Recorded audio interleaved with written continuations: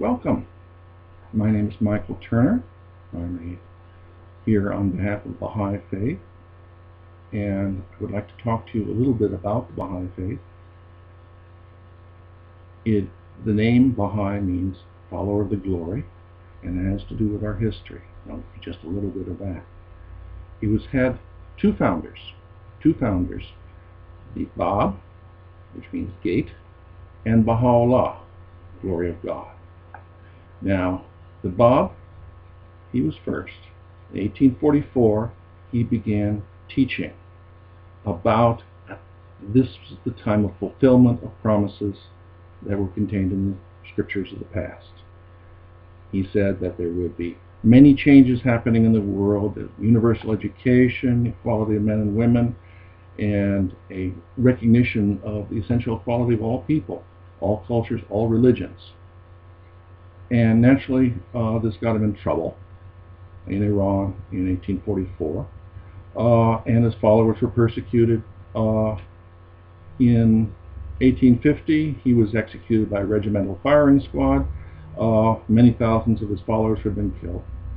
And before he was killed, he had told them that another leader would be appearing who would actually carry out this process of change, who would initiate this process of change. The Bab was there to prepare the way. Now, in 1853, Baha'u'llah was the last of the really leaders of the Bab's faith, was exiled. He had been imprisoned, he had been tortured, he was exiled to Baghdad in the Ottoman Empire from Iran. And when he arrived there, people there were very upset and disheartened. The followers of the Bab were sad and not knowing what was going on, what was happening. And he spoke to them, got them to see things a bit more rationally and even more confidently towards the future. He said, sooner or later this person, the leader, will appear and we will be ready. It is all a process of the divine will. Now, this became more and more important for the followers of the Bab, and they began writing to their friends back in Iran. They became more active and full of energy, and this upset other people.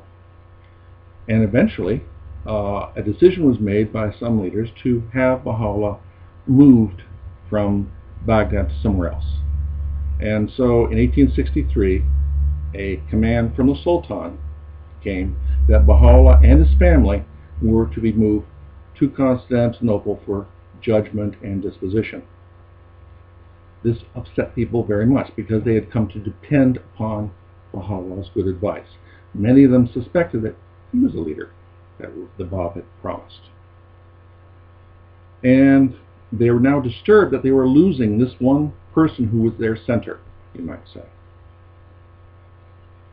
Baha'u'llah rented a garden on an island in the Tigris River, and for 12 days invited friends and acquaintances and officials and all sorts of people to come visit him in that garden. He had a tent.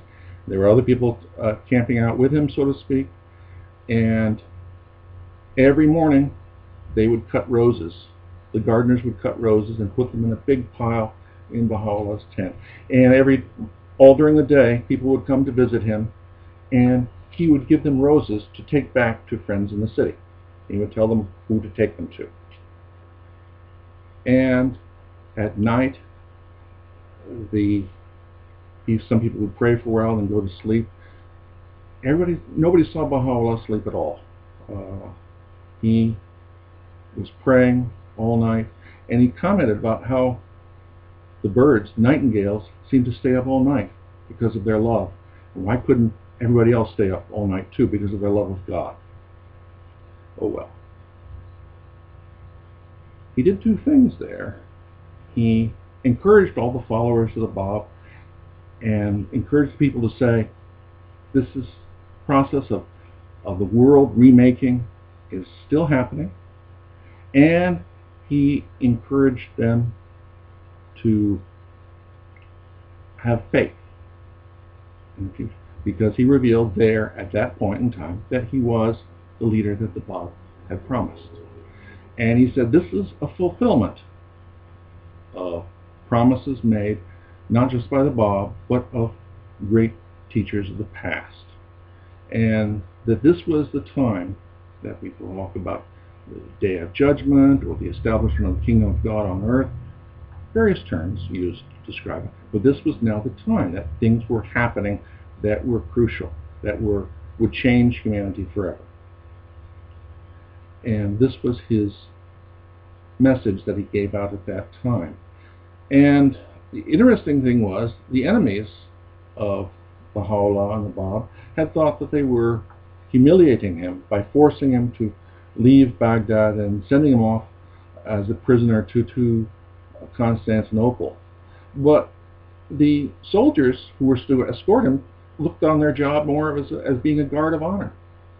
And he was given a very nice horse to ride, and he was treated with respect by all the officials and everything who had come to know him. So it had the exact opposite effect that they were expecting from this action of theirs. Now, it bears certain similarity to another garden, because Baha'u'llah knew, even as he prayed in that garden, that this was just the beginning of an even more severe set of trials for him, that there would be more suffering, that although he had been imprisoned and tortured and whatnot, that was nothing compared to what was coming. So we think of it being somewhat like Gethsemane would be for Christians. It was a time of pause before the plunge, so to speak. But it's also a time of celebration, of happiness. Baha'is celebrate the 12 days of Rizwan with flowers and celebration. It's a spring festival.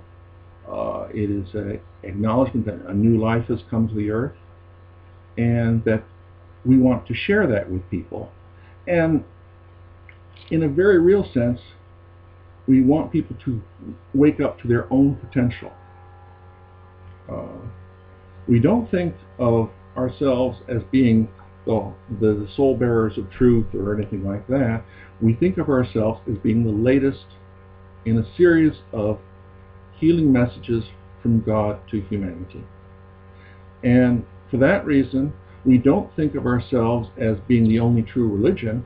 We think of ourselves as being part of the great religion of God, which has been sent down by God, which human beings have divided up into different labels and even had conflicts between different groups, but actually they are all providing a certain commonality of purpose. And if you look deep into the scriptures of each of those religions, you find that they very often say many of the same things about how human beings should relate to each other and to God.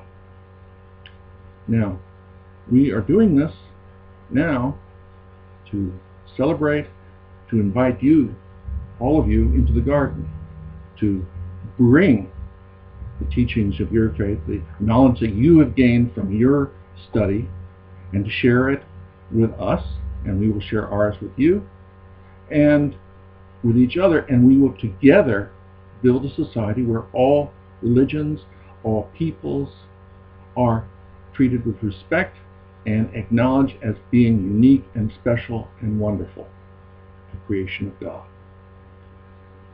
I hope you find this idea interesting. I hope you will find things in your own scriptures that will echo or even presage this kind of message. And I hope you'll be able to work with us in building up this great world. I hope also you'll have lots of nice questions for me, and I'll try to answer them as best I can. Thank you.